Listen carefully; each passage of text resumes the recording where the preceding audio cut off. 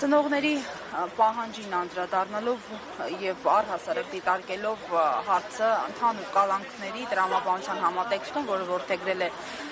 2018-ից հետո իշխանությունը, ինչի մասին նաև ծնողներն են արձանագրում, որ կալանքը լռություն ապահովելու միջոց է, ճնշում, ինչ ակնկալել այսօր դատախազությունից եւ առհասարակ ինչպես եք վերաբերում կալանավորման փաստին, հենց ակնկալելի որոշում կայացնող դատավոր Մասիս Մելքոնյանի ձեռքով։ Նախ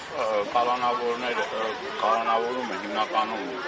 քաղաքական հողի վրա լինում, այսինքն այն մարդկանց, որոնց իրենց հաճելի չեն, այն մարդիկ, որոնք որ պայքարում են, այն ծնողները, որ բարձրաձայնում են ապօրինությունների մասին, ինչ-որ տեղի ունենում, այդ մարդկանց տանում են անազատության մեջ են պահում, հիմնականում այդ մարդկանց փորձելով ճնշում գործադրել այդ մարդկանց եւ այդ մարդկանց ընտանիքների վրա, հաջորդը մնացածին վախեցնելու փորձը։ Եվ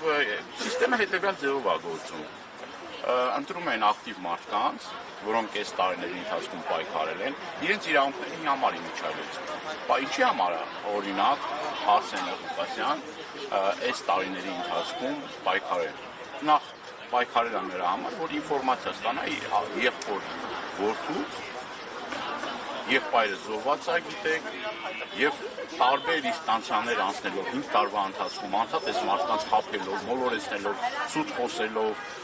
շատ ժամանակ նաև ոստիկանական մահակների տակ պայքարելուց մարդիկ հոգնել են այդ ստերից եւ ասում են մեզ տվեք բոդաբաշ պատասխաններ մեր երեխաների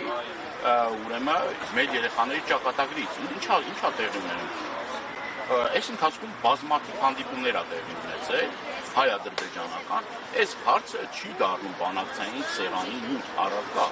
եւ այս մարդիկ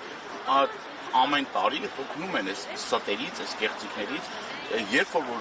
հանդիպում է տեղի ունենում, իրենց ճնշման միջոցով հանդիպում է տեղում, այդ հանդիպման ընթացքում էլ է ազգակործանը խաբում ստում։ Ամեն դեպքում ասել էին, որ այս հրապարակված փաստաթղթում անհետ կորածների մասին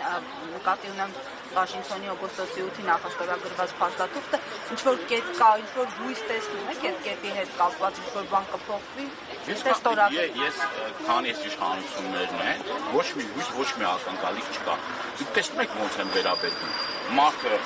տարբեր հիվանդություններով, բանով տանում են մի դատավորի մոտ, որը որ կալանքի վճիռներ է կայացնում, ով գնում է Մասիս Մայլյանի մոտ, հայտնվում է քրեակատարողական Մասիս Մելքոնյանի մոտ, կներեք, հայտնվում է քրեակատարողական հիմնարկում։ Իրենց սրտի դատավորները կայացնում են որոշումներ, որ այդ որոշումները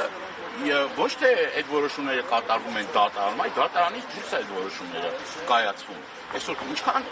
քաղբանտարկյալ կա Հայաստանի Հանրապետությունում։ 3 տասնյակից ավելի քաղբանտարկյալներ կան քրեակատարողական հիմնարկներում եւ այդ բոլորը քաղաքական դրդապատճառներով են այդ մասիկ հայտնվել անազատության մեջ։ Եվ սա ճնշում է։ Եվ վաղը մյուս օրով պատասխան տալու այդ մարդկանց առողջական վիճակի։ Մենք գիտենք, որ Արմեն Գրիգորյանի դեպքով որ դատարանի դահլիճում սպանեցին այդ մարդուն բառից բուն իմաստով։ Եվ ինչ որ ակնկալել, որ այս իշխանությունները դարձի կգան, ես այդ ակնկալիքները չունեմ, բայց ամեն դեպքում այդ ճնշումը պետք է լինի, պետք է մեր ժողովուրդը ճնշում գործադրի